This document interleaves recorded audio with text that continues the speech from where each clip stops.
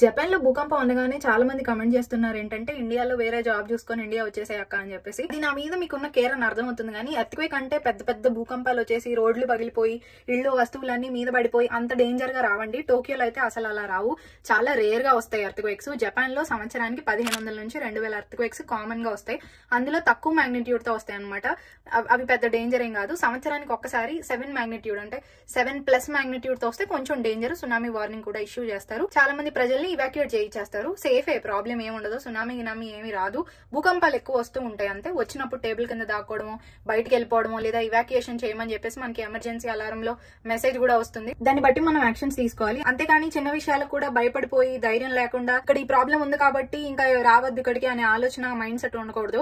ఇక్కడికి వచ్చిన తర్వాత ఫస్ట్ టైం, ఇది నాకు 5వ 6వ ఎర్త్క్వేక్ ఎక్స్పీరియన్స్. ఫస్ట్ టైం చాలా భయపడ్డాను, కానీ పోను అలవాటు అయిపోయింది.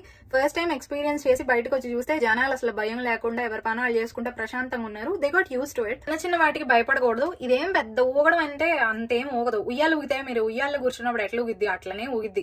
కట్టేటప్పుడు కింద ఏం చేస్తారంటే సిస్మిక్ డాంపర్లు పెడతారు, దానివల్ల అది ఊగుతుంది అంతే. ఎంజాయ్ చేయాలి. వస్తువులు కదులుతూ ఉన్నప్పుడు భయపడకుండా కొంచెం చూస్తే చిల్ అవ్వాలి. నేనైతే భయపడను, చూసినప్పుడు ఏ భలే ఉందని ఎక్సైట్ అవుతాను. మరి అది ఎందుకో నాకు తెలియదు. నాకు కొంచెం ఇంట్రెస్ట్ ఎర్త్క్వేక్స్ అంటే. సునామీ అంటే కొంచెం భయం. అయినా సునామీ వచ్చేంత ఉన్నా అలాంటి పరిస్థితి ముందే ఇన్ఫార్మ్ చేస్తారు. ఆల్రెడీ నెక్స్ట్ 1 వీక్ లో మెగా ఎర్త్క్వేక్ వచ్చే అవకాశాలు ఉన్నాయని చెప్పేసి 90,000 మంది వరకు కూడా ఇవాక్యుయేట్ చేయించేశారు.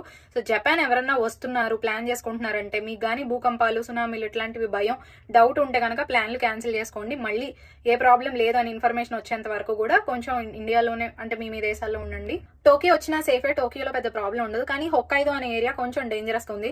హొక్కైదో, ఇవాతే ప్రిఫెక్చర్, అవుమరి ప్రిఫెక్చర్ అని 3 ఏరియాస్ లో కొంచెం డేంజర్ ఉంది. అందరినీ అక్కడ నుంచి ఇవాక్యుయేట్ చేసేసారు ఎర్త్క్వేక్ వచ్చే అవకాశాలు ఉన్నాయని చెప్పేసి. సో జాగ్రత్తగా ఉండండి. భయం ఏం లేదు, టెన్షన్ పడదు, హ్యాపీగా ఉండండి.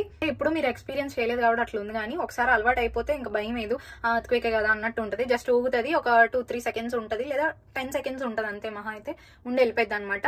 మ్యాగ్నిట్యూడ్ ఎక్కువ ఉండి ఎవాక్యుయేట్ చేయమని అలారాలు వస్తే కనుక బయటకు వెళ్ళి చూడండి. ఎవరన్నా ఇవాక్యుయేట్ చేస్తున్నారా, వాళ్ళలో గుంపులో గోవిందని కలిసిపోయి వెళ్ళండి సేఫ్ గా. ఎమర్జెన్సీ కిట్లు అన్ని పెట్టుకుని రెడీగా ఉండండి. సర్టిఫికెట్లు ఇంట్లో నుంచి సడన్ గా రమ్మంటారు, అప్పుడు కావాల్సినవి ఏంటి చూసుకొని ఒక బ్యాగ్ లో పెట్టుకుని వెళ్తే చాలా బెటర్. అది